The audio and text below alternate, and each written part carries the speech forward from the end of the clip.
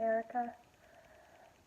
First off, I really enjoyed your response on this discussion. I thought you made a lot of really good points, and I think you're connecting to um, the readings and the lectures and everything that we're required to do is really well done. I mean, it's very obvious that you've done your research and you've kept up with everything, which I sometimes struggle to do, so I commend you for that. But I think you also had some really good points on um, why you think that it's ethical versus unethical. You said it kind of comes down to the why. Why is the couple doing this? And I agree. I think that's kind of where it lies. I think that it comes down to what is the purpose of selecting the sex of this child? Is it for economic reasons? Is it just for preference? Is it to avoid certain illnesses or diseases? I think that's a very valid thing to question.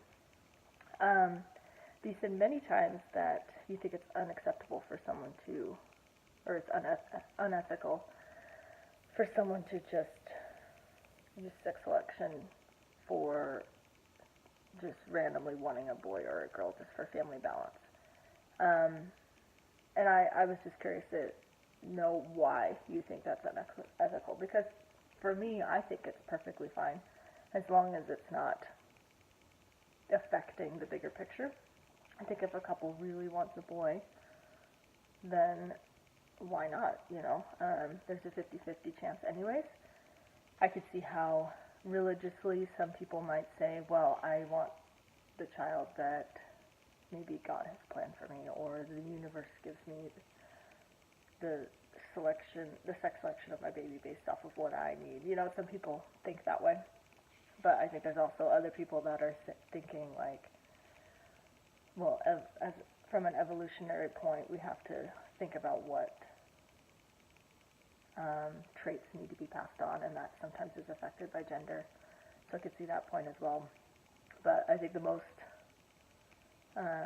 relevant one for this is if multiple people are selecting their sex and it starts to become the same sex over time, say in China, like you were saying.